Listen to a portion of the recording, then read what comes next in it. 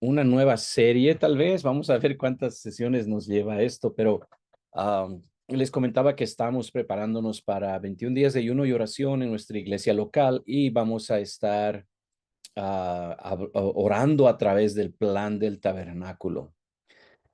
Entonces, esto obviamente conlleva un regreso a estudiar la tipología del Antiguo Testamento y los antitipos del Nuevo Testamento, y vamos a estar hablando qué es todo eso, ¿verdad?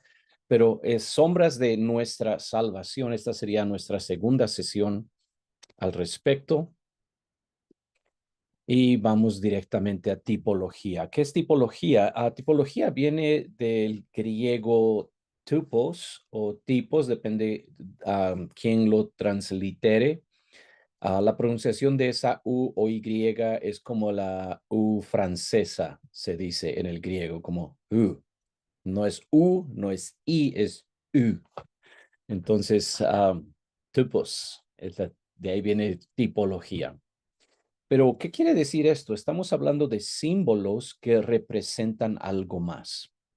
¿Ok? Un símbolo que representa algo más. Entonces, por ejemplo, en el Antiguo Testamento, un tipo es una persona o cosa que representa, perdón, otra persona o cosa del Nuevo Testamento. Y entonces el cumplimiento del tipo es conocido como el antetipo o antitipo. He visto las dos maneras siendo usadas. Tal vez lo más común es decir antitipo. Um, Sospecho que quien quiera que realizó esto por primera vez y lo puso en ese lenguaje teológico, uh, yo diría, deberían en vez de poner tipo, debería haber puesto una sombra, o lo del Antiguo Testamento debería ser el antitipo y el verdadero tipo debería ser el del Nuevo Testamento. No sé, es un poquito complicado ver, ¿verdad? Por eso creo que sombra me gusta más porque entendemos cómo funciona eso de sombra, ¿ok? Um, en este caso, tenemos un ejemplo acá. El diluvio y arca del tiempo de Noé son un tipo del bautismo cristiano, de acuerdo a 1 Pedro 3, 20 y 21. Entonces vamos a ver rápidamente esos versículos.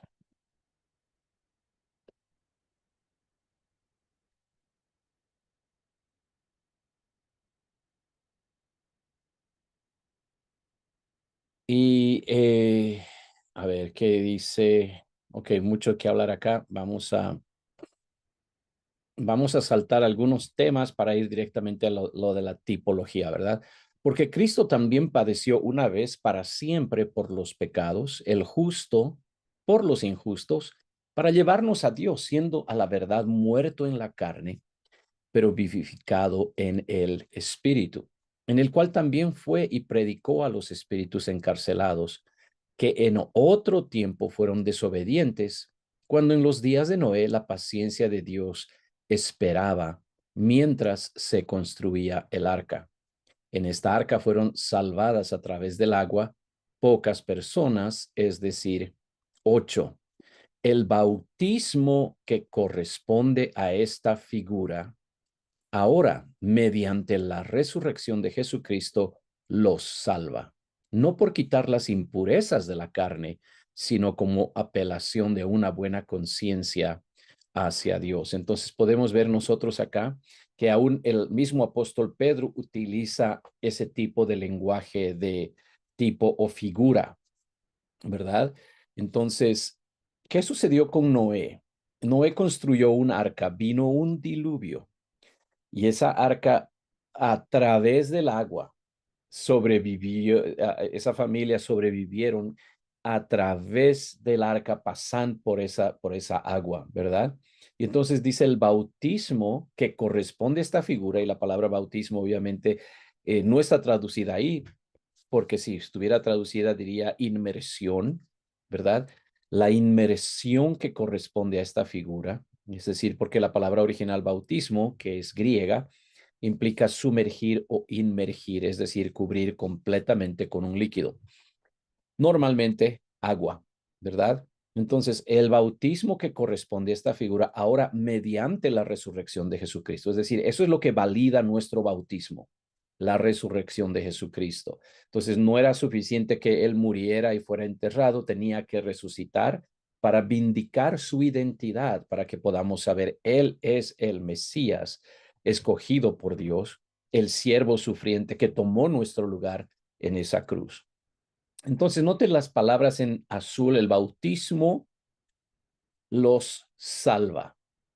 Ahora, no nos salva por, no dice por quitar las impurezas de la carne, es decir, esta inmersión en agua no tiene nada que ver con un baño del cuerpo. Tiene que ver, tal vez podríamos decir, más con un baño del alma, ¿verdad? Es en este bautismo y por medio de ese acto que hacemos una apelación a Dios por una buena conciencia. Es decir, queremos la remisión o el perdón de nuestros pecados. Una vez que esos pecados son remitidos o perdonados, entonces ya nuestra conciencia no nos acusa como pecadores, tenemos una buena conciencia. Entonces, el lenguaje mismo empleado acá, que lastimosamente nuestros amigos protestantes no entienden, ¿verdad? ¿Cuántas veces ha visto tal vez usted, sea en medios sociales, en conversaciones, el bautismo no salva, ¿verdad? Y lo que siempre les digo es, ¿dónde está eso en la Biblia? Por favor, compártame el versículo específico que dice el bautismo no salva. Porque Pedro, que es el mismo, ¿verdad? Uh, que nos da Hechos 2:38. Pedro les dijo, ¿verdad? Arrepiéntanse y sea bautizado cada uno de ustedes en el nombre de Jesucristo. ¿Para qué? Perdón de sus pecados. Y es interesante que la gente exactamente dice lo contrario de lo que la Biblia dice, lo contrario de lo que dice Pedro. Dicen ellos, el bautismo no es para perdón de pecados. Pero aquí Pedro dice, sea bautizado cada uno de ustedes en el nombre de Jesucristo para, para perdón de pecados. Entonces, ese para es sumamente importante y tenemos que creerlo, ¿verdad? Para perdón de sus pecados. Entonces, está usando Pedro en su epístola lenguaje similar, o por lo menos que nos da a entender que el bautismo salva porque nos provee una buena conciencia delante de Dios. Es decir, es para perdón de pecados. Y eso es exactamente lo que Pedro dice en Hechos capítulo 2, verso 38. Entonces, estamos hablando de esta figura, ¿verdad? Esta figura. Entonces, en cierto sentido, y aunque tal vez esto no se le dijo a Noé, y tal vez aún mientras Moisés escribe esto de Noé en Génesis, porque Moisés es el que escribe Génesis, Éxodo, Levítico, Números y Deuteronomio, um, tal vez él no pensaba que esto de el diluvio y la salvación de la familia de Noé por medio de esa arca, ¿verdad? Esta arca es esta figura, como pueden darse cuenta acá, ¿verdad? Um, Tal vez Moisés no sabía que este diluvio era un tipo de un bautismo que iba a venir siglos después. Pero Dios ya sabía. Y entonces aquí es donde entendemos nosotros que Dios es el que inspira su palabra, ¿verdad? Es el que nos deja entender que Él ya tenía todo esto preplaneado. Por eso es que esta figura uh, esta arca o esta arca pasando por el agua, ¿verdad? A través del agua, um, es la que salvó a esa gente. Entonces nosotros que en Cristo, Él es nuestra arca de salvación, en Cristo pasamos por esas aguas y somos salvos también, no quitando impurezas, no tiene que ver con enjabonar el cuerpo, bañarse, sino hay que lavar la conciencia, hay que lavar el alma, hay que obtener perdón de pecados, remisión de nuestras culpas. Pero entonces esta figura es una sombra de nuestra salvación también. Entonces, note que cuando usted se pone a estudiar esto de las sombras, en la anterior sesión hablábamos acerca de el pueblo de Israel pasando por el agua, siguiendo la columna de nube o columna de fuego. Era también un bautismo y es la palabra que Pablo empleaba, si recuerdan, um, 1 Corintios 11, no, era 10:4, perdón.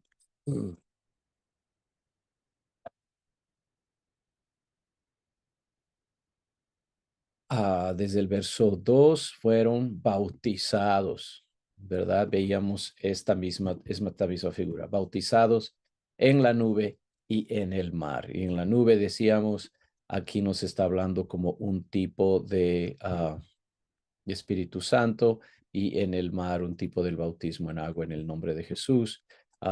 Y bebían de la roca espiritual, la roca era Cristo. Entonces note, aquí Cristo es la roca. En primera Pedro se sugiere que Cristo es el arca en la cual nosotros somos salvos, ¿verdad? Y por esa resurrección de Cristo, ahora quiero que ustedes pongan en su mente esta imagen de esas aguas. Ciertamente cuando vino el diluvio, no fue como que simplemente el arca subió y estaba encima y todo estaba tranquilo y sereno, no. Um, Cuando se desatan todas esas cascadas de cielo y de lo profundo de la tierra, imagínense entonces cómo fue esa tormenta tan tremenda, y el arca, yo creo, parecía hundirse, parecía ser bautizada y luego surgía otra vez viva, ¿no? Y constante. Entonces, a eso es a lo que Pedro, creo yo, se está refiriendo.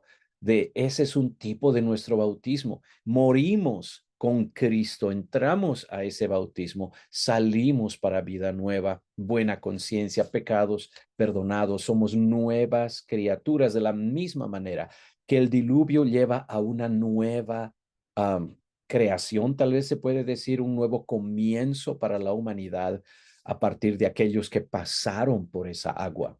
Lo mismo sucede con nosotros como parte de la iglesia que pasamos por el agua en el bautismo en el nombre de Cristo, porque acuérdese, Cristo es el que murió y por eso es que tenemos que ser sepultados juntamente con Cristo.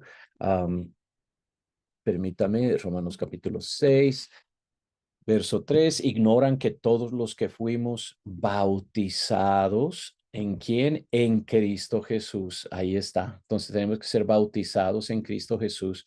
Fuimos bautizados en su muerte. Entonces estamos entrando en un tipo de muerte en ese bautismo, y por ese bautismo somos sepultados juntamente con Él. Somos bautizados en Cristo, somos sepultados juntamente con Él en la muerte, para que así como Cristo fue resucitado de entre los muertos por la gloria del Padre, así también nosotros andemos en novedad de vida y somos resucitados juntamente con Él. Por eso dice el verso 5, así como hemos sido identificados con Él en la semejanza de su muerte, también lo veremos en el futuro en la semejanza de su resurrección. Y esto nos habla del poder del Espíritu, porque fue el poder del Espíritu el que resucitó a Cristo.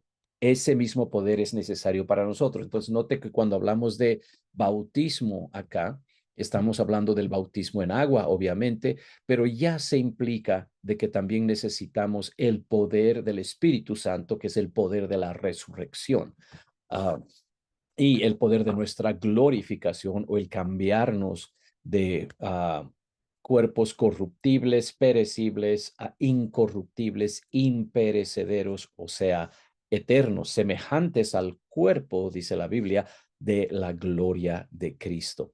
Entonces, de esto estamos hablando cuando hablamos cuando hablamos de sombras, ¿verdad? Sombras. Estamos diciendo, perdón, déjeme compartir esto otra vez.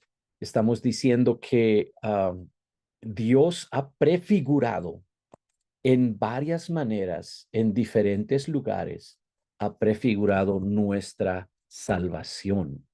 Y entonces, siendo que esto es así, por eso estamos trayendo este tipo de estudios para ustedes, porque si Dios vio y pensó que esto era importante, tan importante que nos deja esas sombras, ¿verdad? Entonces también nosotros tenemos que considerarlas importantes. Entonces, de eso se trata, estos símbolos que representan algo más.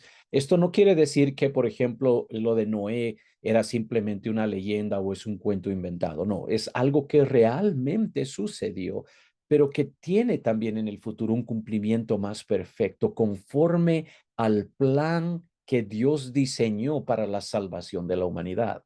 Entonces, lo que se pierde en Génesis por la causa de la desobediencia de Adán y Eva y la entrada del pecado al mundo, Dios tiene un plan y ese plan le lleva siglos realizarlo.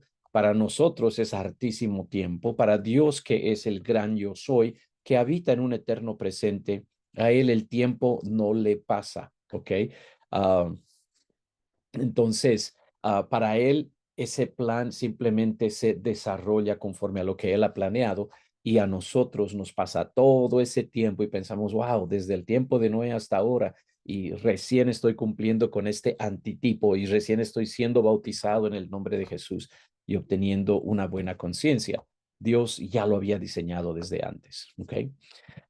Entonces, ese fue el ejemplo que podemos dar acerca de esta tipología. Ahora, estamos hablando de estudiar el Antiguo Testamento, ¿verdad?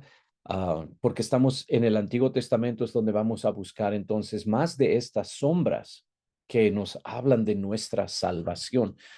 Y aquí tenemos una serie de versículos por los cuales estamos realizando ah, este, ah, este estudio, ¿verdad? Y creo que es necesario responder esta pregunta porque normalmente la gente por alguna razón asume Antiguo Testamento, ya no es necesario, solamente deberíamos tener Nuevo Testamento, ¿verdad? Y de hecho, ah, los Gedeones, ¿no? Una organización que provee Biblias en hoteles, gente que necesita una Biblia, imprimen el Nuevo Testamento con los Salmos o Proverbios, sin nada del Antiguo Testamento, pensando que eso es lo más importante. Y creo que es lo más inmediatamente aplicable a nosotros, pero el Antiguo Testamento tiene un valor que tal vez no nos imaginamos como cristianos. Y es necesario entonces entender el por qué tenemos que ir al Antiguo Testamento para entender mejor los propósitos de Dios para el Nuevo Testamento. ¿Ok? Y déjeme darle un ejemplo de esto que tal vez va a ser interesante para usted. Segunda Timoteo 3:16. Habíamos hablado de este versículo en otra ocasión. Toda la escritura es inspirada por Dios y es útil para la enseñanza, para la reprensión, para la corrección, para la instrucción en justicia, a fin de que el hombre de Dios sea perfecto, enteramente capacitado para toda buena obra. Ah, déjeme ver aquí. Ah,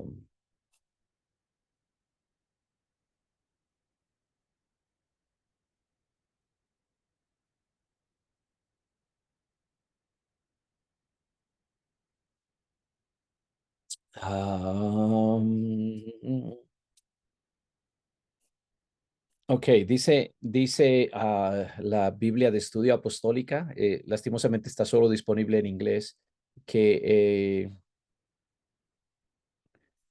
tal vez Pablo escribió esto el año 67, 68, ah, después de Cristo. Ah, las epístolas, las de Pablo estaban disponibles para ese tiempo, pero no sabemos, por ejemplo, si el libro de los Hechos ya estaba disponible. Tal vez Mateo sí, pero no para todas las iglesias en todo el mundo. Entonces, lo que quiero decir con esto es que cuando la Biblia nos dice acá, um, y vamos a hacer este énfasis, ¿verdad? Toda la escritura. Nuestra mente inmediatamente va al Nuevo Testamento. Pero cuando esto se escribe, cuando Pablo está escribiendo y dice toda la escritura, en su mente posiblemente estaba pensando en el Antiguo Testamento. ¿Por qué digo esto? Porque a Timoteo que desde la niñez, dice, has conocido las sagradas escrituras. Ahora, si era un joven bueno, en ese tiempo un joven todavía podía tener 30 años, ¿verdad? Entonces, digamos que Timoteo tenía 30 años. Desde tu niñez has conocido las sagradas escrituras. Si esto fue escrito el año 67, entonces el año 37, ¿verdad? Sería que tal vez nació este Timoteo. Entonces, estamos diciendo que si desde la niñez ha conocido las sagradas escrituras, no eran las sagradas escrituras de los evangelios y las epístolas, eran las sagradas escrituras del Antiguo Testamento. Y dice, las cuales te pueden hacer sabio para la salvación por medio de la fe que es en Cristo Jesús. Entonces, note cómo las sagradas escrituras, y aquí permítame enfatizar, ¿ok? De otra manera, tal vez, uh, el Antiguo Testamento, ¿ok? Um, el Antiguo Testamento es el que al que se está refiriendo. Entonces, cuando estamos pensando en esto, Pablo está diciendo, Timoteo, el Antiguo Testamento que tú aprendiste de niño te puede hacer sabio para la salvación por medio de la fe que es en Cristo Jesús. Entonces, no sé de usted, pero eso es para mí es poderoso porque entonces nos está diciendo que el Antiguo Testamento nos está testificando de Cristo Jesús, ¿verdad? Esas son las sagradas escrituras que él conocía. Entonces, cuando dice toda la escritura es inspirada por Dios y es útil para diversas cosas, incluyendo la enseñanza, reprensión, corrección, instrucción en justicia, a fin de que el hombre de Dios sea perfecto, enteramente capacitado para toda buena obra. Primordialmente, el apóstol está pensando en el Antiguo Testamento. Y a veces no nos damos cuenta de esto, de que los discípulos que salieron del día de Pentecostés a testificar por todo lado, especialmente unos años después con la persecución de Saulo de Tarso, que tuvieron que aún salir de Jerusalén, las escrituras que ellos estaban compartiendo con la gente era el Antiguo Testamento. ¿Ok? Um, es más, vamos a Hechos capítulo 2. Aquí es cuando fueron llenos del Espíritu Santo, hablaron en lenguas, etcétera, etcétera, etcétera. Um, Cuando se para Pedro con los 11, dice, levantó la voz y les declaró y comienza a predicarles, ¿ok? Y cuando comienza a predicar, note lo que él hace. Esto es lo que fue dicho por medio del profeta Joel. Eso es Antiguo Testamento. Está hablando de los profetas del Antiguo Testamento. Cita el Antiguo Testamento como escritura, ¿verdad? Y luego dice Jesús de Nazaret. Está aplicando esas escrituras a lo que Jesús de Nazaret ha hecho, dice, en medio de nosotros. Ahora note, la siguiente escritura dice a este Jesús Dios le resucitó, porque David dice de él, y entonces, ¿qué está citando? Si está citando a David, está citando los Salmos. Otra vez está citando el Antiguo Testamento. Y sigue predicando. Siendo pues profeta y sabiendo que Dios le había jurado con juramento que se sentaría sobre su trono uno de su descendencia, esto puede ser los Salmos, puede ser el pasaje muy famoso de 2 Samuel 7, donde Dios le promete a David que iba a tener a alguien en su trono, es decir, Mesías. Habló de la resurrección de Cristo, no fue abandonado en el Hades, ni su cuerpo vio corrupción. Está citando el Antiguo Testamento. David no subió a los cielos, él mismo dice, y se va a citar el Salmo 110, ¿verdad? Entonces, note que todo el mensaje de salvación de Pedro está completamente basado en lo que llamamos nosotros el Antiguo Testamento. Y tal vez lo he dicho en otra ocasión, si usted habla con un judío, no lo llame Antiguo Testamento, llámelo la Biblia hebrea. Porque eso es lo que es, lo que llamamos el Antiguo Testamento, como que hay que descartarlo, ya no sirve para nada. Pedro, en todo su primer sermón, no citó ningún versículo del Nuevo Testamento porque no había Nuevo Testamento, ¿ok? Citó solo el Antiguo Testamento. Y luego, cuando la gente dice, entonces, ¿qué podemos hacer? Hemos escuchado el mensaje, queremos salvación, y ahí es donde Pedro les da Hechos 2:38, arrepiéntanse y sea bautizado. Entonces, note, de todo lo que él predicó, esta es su conclusión. Tiene que arrepentirse, ser bautizado en el nombre de Jesucristo para perdón de sus pecados, que es el lugar donde se hace el pacto o el nuevo pacto, y recibirán el don del Espíritu Santo. Porque la promesa, y esto una vez más está usando lenguaje de Joel, ¿ok? La promesa es para ustedes, para sus hijos, para todos los que están lejos, para todos cuantos el Señor nuestro Dios llame. Entonces, imagínense qué poderoso es. Por eso estamos diciendo, tenemos que saber el Antiguo Testamento y tenemos que saberlo más que simplemente como la historia de David y Goliat y la historia de Caín y Abel, la historia de Adán y Eva. No, es más que historias, es historia. Es decir, son relatos históricos, no simplemente historietas que alguien inventó. Y estas historias, um, sean esos relatos, sea la vida de Abraham, de José, Noé, qué sé yo, la salida de Egipto, todo eso nos está hablando acerca de la salvación que encontramos en Cristo. Por eso es que hemos dicho, son sombras de nuestra salvación. La realidad sí, 100% es Cristo, pero sin las sombras no podríamos saber quién es Él. Las sombras son como letreros que apuntan hacia Jesucristo. Y esa es la función de la Biblia hebrea para nosotros, de que nos quieren revelar quién realmente es el Señor Jesucristo. ¿Ok? Um,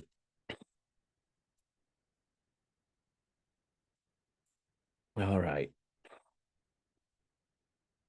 Y vamos una vez más a nuestro PowerPoint.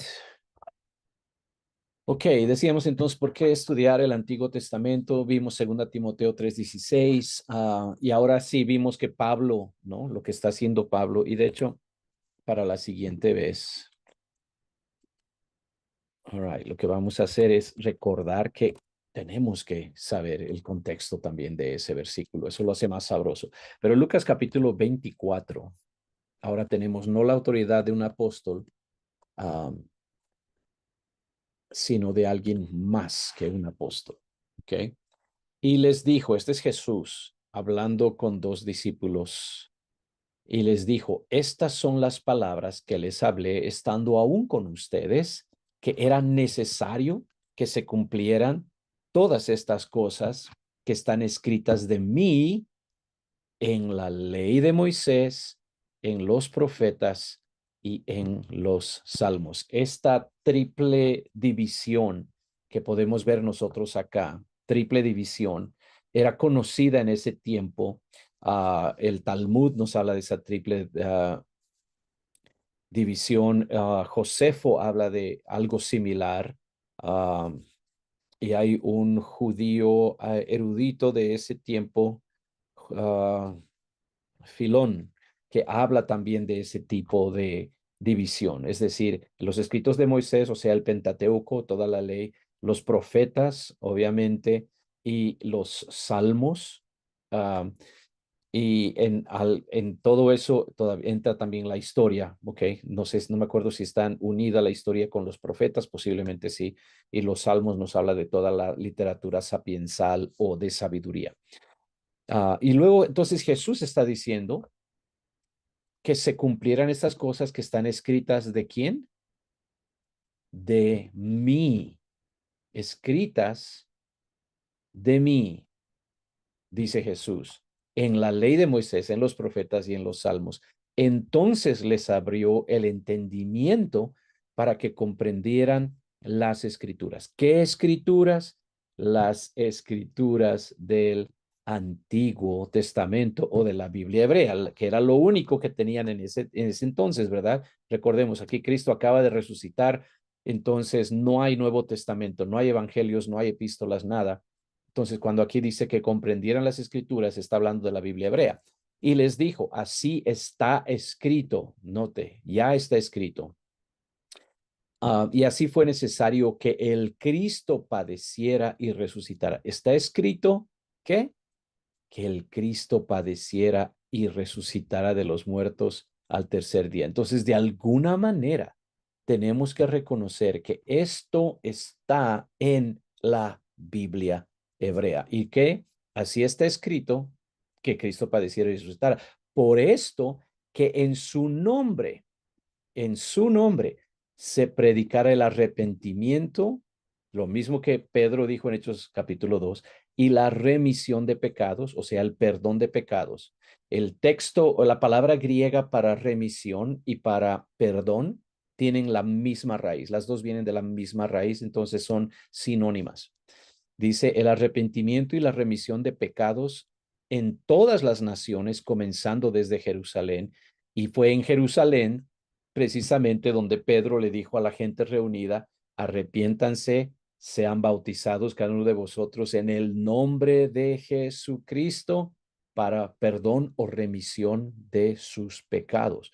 Y entonces podemos ver ahí y aquí dice luego, yo enviaré el cumplimiento de la promesa. Es decir, note que aquí tenemos arrepentimiento, tenemos remisión de pecados, es decir, bautismo, ¿ok? Y tenemos el Espíritu Santo, la promesa de mi Padre. Entonces, aún en Lucas 24 tenemos Hechos 2:38, ¿verdad? Tenemos los tres elementos de esa aplicación del Evangelio: arrepentimiento, nuestra muerte con Cristo, remisión de pecados por medio del bautismo en su nombre, eso es sepultura con Cristo, y luego la promesa de recibir el Espíritu Santo, que es el poder de la resurrección de Cristo. Tres cosas que tienen que aplicarse a nuestras vidas. Entonces, una vez más, estas sombras de la salvación se cumplen literalmente.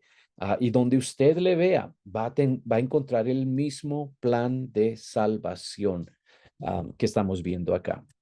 Entonces, no solamente Pablo, pero también el Señor Jesucristo uh, nos dicen cuán importante es lo que llamamos el Antiguo Testamento. Vamos a Romanos 15:4.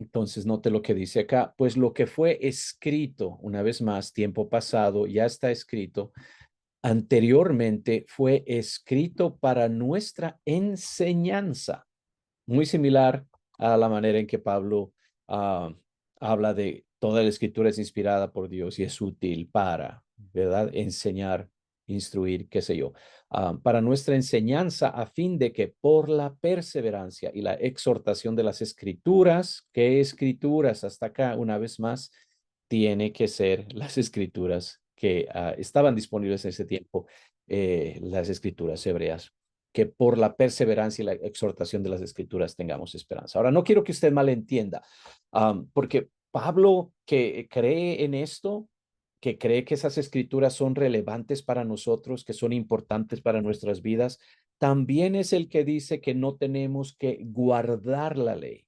Entonces, note que él mira esos tipos y los aplica a Cristo como el antitipo o la imagen perfecta, o digámoslo de esta manera, aquel que está dando esa sombra, ¿verdad? Es aquel que está dando esa sombra. Él es la sustancia de esa sombra. Entonces, cuando hablamos de que es importante en la Biblia hebrea o el Antiguo Testamento, no estamos diciendo es para que guardemos la ley como si fuéramos judíos, porque no somos judíos y la ley de Moisés fue dada solamente para aquellos que fueron sacados de la tierra de Egipto. Usted y yo nunca fuimos esclavos en Egipto. Pero esa sombra puede ser aplicada a nuestra vida en que fuimos esclavos del pecado. Pero note, se aplica de manera distinta, no por medio de realizar sacrificios de animales, no por medio de ponerme, qué sé yo, vestiduras con el tzitzit que llaman, que eran recordatorios de los mandamientos o cualquier otra actividad o práctica del judaísmo ortodoxo de hoy. No son necesarias, pero eso no le quita la calidad de palabra de Dios, de sagrada escritura a nuestro Antiguo Testamento. Y creo que eso es precisamente lo que Pablo está diciendo. Entonces, él va a decir, no es necesario guardar todo eso, en Cristo estamos completos, pero al mismo tiempo va a decir, ahí es donde tenemos nosotros el mensaje de salvación. Cristo también creía lo mismo. Vamos a repasar 1 Corintios 10:11. Creo que lo leímos en nuestra primera lección. Dice así, estas cosas les acontecieron como ejemplos y están escritas para nuestra instrucción. Entonces son ejemplos, ¿verdad? Y están escritas para nuestra instrucción. ¿Qué está escrito? Pues estamos hablando de el Antiguo Testamento, porque en el contexto está hablando acerca de lo que sucedió con Cristo. Y de hecho, tal vez deberíamos de una vez ver cuán poderoso es esto. Para nosotros, dice, sobre quienes ha llegado el fin de las edades, es decir, la iglesia del Nuevo Testamento. Um, Hablábamos en nuestra primera lección, ni tentemos a Cristo como algunos de ellos le tentaron. Hablábamos de la idolatría, de comer, beber y divertirse, ¿verdad? Que podemos ver nosotros acá. Esa idolatría que impidió que algunos de ellos llegaran a la salvación. Pero acuérdense que dice, ni tentemos a Cristo como algunos de ellos le tentaron y perecieron por las serpientes. Entonces, acuérdese lo que sucedió cuando tentaron a Dios, serpientes vinieron al campamento, comenzaron a morder a la gente y comenzaron a morir la gente, perecieron, dice, por las serpientes. Cuando se quejaron, uh, y creo que tal vez Juan es el que va a retomar esto. Um,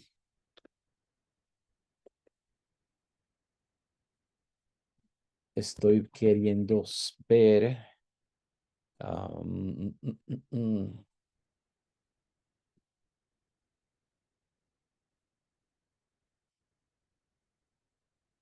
Ya, aquí está. Estamos en Juan capítulo 3. Ah, Está hablando con Nicodemo.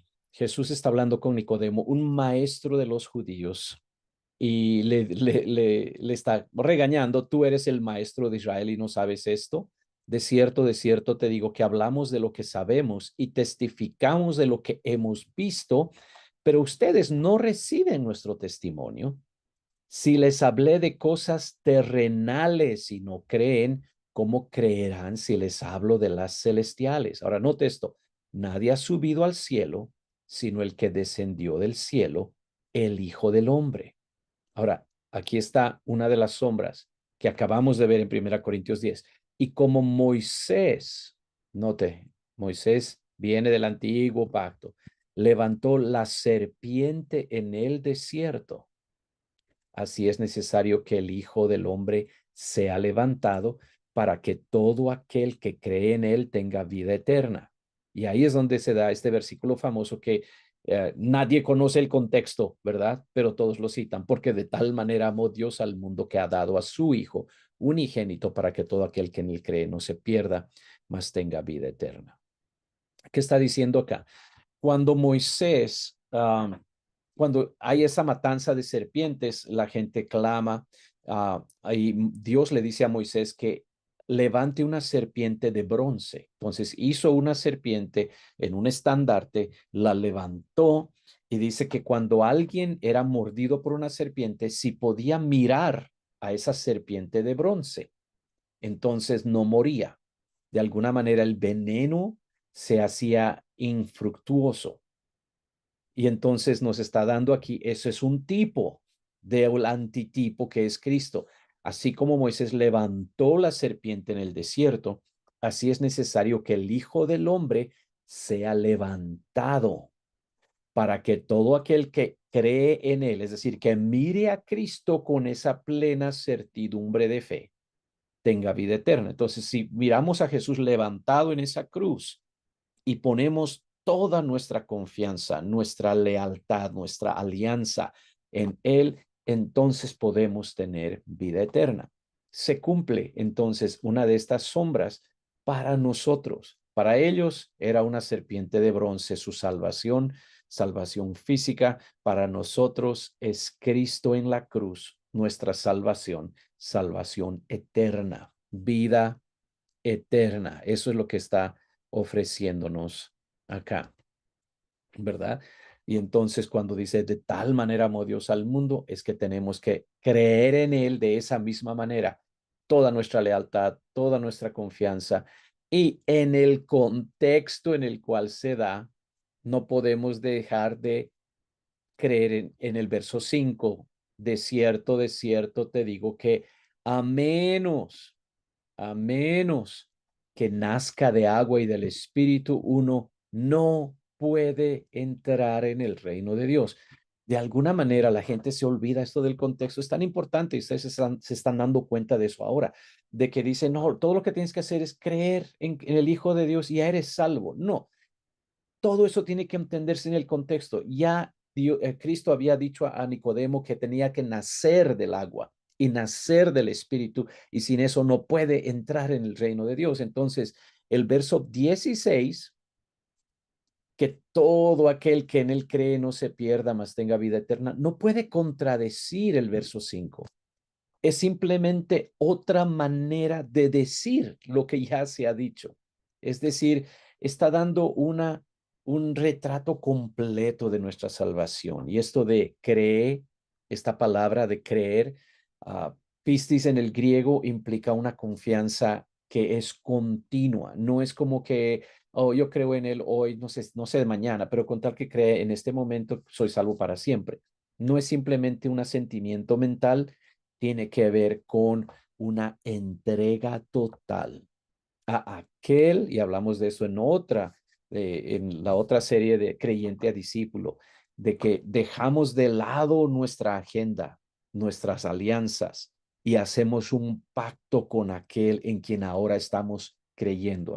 Acuérdese, arrepentidos implica muere a tu vida pasada, cree en él implica adopta su agenda, adopta a Cristo como tu nuevo emperador de un nuevo imperio, rechaza a César, rechaza el imperio romano, etcétera, etcétera. Todo eso está involucrado en esto.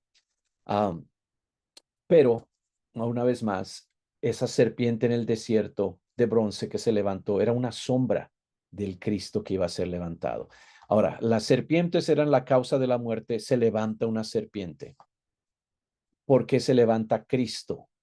Porque un hombre fue la causa de la caída de toda la humanidad, por eso se tiene que levantar un hombre. Si el problema es la serpiente, se levanta una serpiente. Si el problema es un hombre pecador, se levanta un hombre sin pecado. Entonces, no debe ofendernos el hecho de que una serpiente en el desierto sea sombra de lo que Cristo está haciendo. De hecho, la Biblia dice, me encanta esta frase, semejanza de carne. Pum. Romanos 8:3, note esto. Porque Dios hizo lo que era imposible para la ley, por cuanto ella era débil por la carne, habiendo enviado a su propio Hijo en semejanza de carne de pecado. Noten, no era carne de pecado, pero es semejanza de carne de pecado. Y a causa del pecado, condenó al pecado en la carne.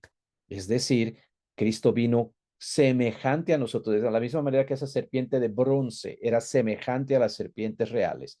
Así Cristo es semejante a nuestra carne de pecado, pero Él no pecó. Entonces, um, Hebreos nos va a decir en todo, pero sin pecado, creo que es la frase que utiliza.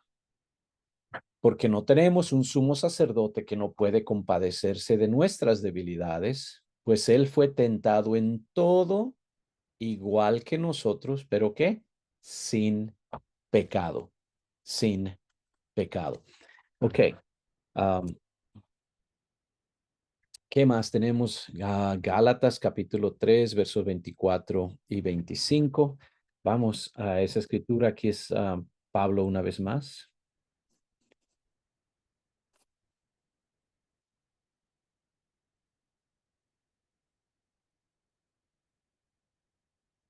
Dice, de manera que la ley ha sido nuestro tutor para llevarnos a Cristo. Entonces, ¿qué hace la ley? La ley es nuestro ¿qué? Tutor. Es nuestro guía para llevarnos a Cristo. Decíamos que es como una señal apuntando a Cristo, para que seamos justificados por la fe, por esa nueva alianza que hacemos con Dios. Pero como ha venido la fe, ya no estamos, ya no estamos bajo tutor. Esto es lo que les decía, que aunque Pablo reconoce la importancia de las escrituras para enseñar, para instruir, para corregir, etcétera, etcétera, etcétera, él también se da cuenta que ya no estamos bajo tutor, es decir, que nuestra salvación no depende de nuestro guardar la ley, ¿ok? Porque ya no estamos bajo ese tutor de la ley, porque una vez que ha venido Cristo, ya tenemos aquel que ha sido levantado, ya podemos enfocar nuestros ojos en él. Y entonces ya no es necesario hacer los sacrificios de sangre y todo lo demás que era requerido de ellos, ¿ok? Una vez más, la sombra no es necesaria, pero la realidad ha llegado, el antitipo ha llegado, tenemos que cumplir al antitipo, tenemos que aplicar el evangelio para poder ser salvos. Y luego tenemos Mateo 5, 17 al 18, que tal vez es una buena manera de balancear esto. Ok. No piensen que he venido para abrogar la ley o los profetas. No he venido para abrogar, sino para cumplir. Ok. Entonces, este verso es bastante citado por adventistas del séptimo día, mesiánicos, falsos mesiánicos, que quieren poner a la iglesia bajo el yugo de la ley otra vez, porque dicen, Cristo no ha venido a abrogar la ley, ustedes dicen que la ley ha sido abrogada, pero ¿vino para qué? Para cumplir. ¿Ok? Teníamos por nuestros pecados una deuda con Dios. Bajo la ley se trata de pagar esa deuda por medio de obras, por medio de sacrificios, ¿verdad? Ahora, Cristo no ha venido simplemente a abrogar la ley o los profetas. ¿Qué implicaría eso? Que simplemente diría, oh, pues esto ya no es válido, no te preocupes. ¿Quién sabe? Como un juez injusto que agarra la deuda de su hijo, ¿verdad? Y dice, no tienes que pagar, no te preocupes, y la tira al tacho de basura. Cristo no es así. Cristo es el Padre que es juez, pero dice, ¿sabes qué? Yo lo voy a pagar. Hemos escuchado esta ilustración muchas veces, ¿verdad? De que el joven se presenta frente al juez, manejaste tu carro mal, chocaste, destruiste propiedad privada, entonces, ok, voy a decretar $5,000 o 3 meses de cárcel, ¿verdad? Y ¡pum! Y luego se quita la sotana de juez, se baja del atrio, baja, saca su chequera y escribe un cheque por $5,000 para que su hijo no vaya a la cárcel por 3 meses. Como juez hace lo que es justo, como padre hace lo que es misericordia, ¿verdad? Entonces lo mismo está diciendo Cristo, ¿ok? No piensen que he venido para simplemente abrogar la ley o los profetas como si no tuvieran validez. No he venido para abrogar, sino para qué? Cumplir, es decir, para pagarlo. Pero si ya la deuda ha sido pagada, ya no tenemos que volver a tratar de pagarla. Ya no tenemos que guardar la ley, las ceremonias, los sacrificios, porque eso ya ha sido pagado. Sería insulso que el joven diga, muchas gracias, papá, por pagar mi deuda. Nos vemos en 3 meses y se mete a la celda y la cierra, ¿verdad? Ridículo, ya se cumplió, ya en palabras de Cristo en la cruz, consumado es, que algunos dicen que el término original en el griego implica ya la deuda está saldada, ¿ok? Entonces, note, Cristo vino para cumplir la ley y los profetas, pero si Él ya la cumplió y ya pagó la deuda, ya no necesitamos cumplirla. De cierto les digo que hasta que pasen el cielo y la tierra, ni siquiera una jota ni una tilde pasará de la ley. ¿Cómo? Hasta que todo haya sido, ¿qué? Cumplido. ¿Ok? ¿Quién cumple todo esto? Se cumple por Cristo y en Cristo. Por lo tanto, Cualquiera que quebrante el más pequeño de estos mandamientos y así enseña a los hombres será considerado el más pequeño en el reino de los cielos. Pero cualquiera que los cumpla y los enseñe, este será considerado grande en el reino de los cielos. ¿Hasta cuándo? Hasta que todo esto haya sido cumplido. ¿Ok? Entonces, note que hay condiciones y es importante entender esto apropiadamente. ¿Ok? Una vez más, mire, porque les digo que a menos que su justicia sea mayor que la de los escribas y de los fariseos, jamás entrarán en el reino de los cielos. Este es el problema. No podemos ser más justos que los escribas y los fariseos en nuestro cumplir de la voluntad de Dios. Pero Cristo es perfecto y Él cumple perfectamente la ley y los profetas. Y por eso es que Él nos abre el camino al reino de los cielos. ¿Qué tenemos que hacer para entrar en el reino de los cielos? Nacer de nuevo de agua por medio del bautismo en el nombre de Jesús, del Espíritu, por medio del bautismo del Espíritu Santo. Y terminamos, creo, esta noche con esta escritura de Juan, capítulo 5, verso 39. Escudriñen las escrituras, una vez más, Antiguo Testamento, porque les parece que en ellas tienen vida eterna y ellas son las que dan testimonio de mí. Ellas dan testimonio de mí. Entonces, si alguien dice, hermano, ¿por qué eso de estudiar el Antiguo Testamento? ¿Por qué tenemos que ponerle atención, leerlo, ver el contexto y qué sé yo? Porque nos dan testimonio de Cristo. Él lo dijo, aquí es la segunda vez, más de una ocasión, lo dijo tanto en el Evangelio de Juan como el de Lucas.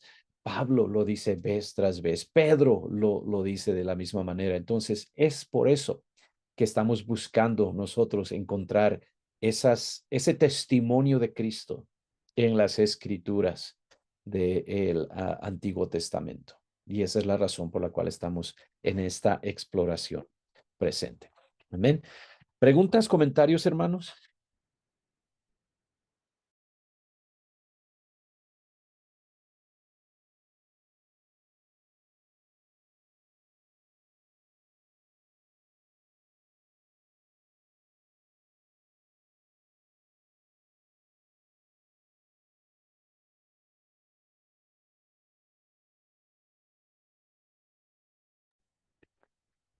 Ok.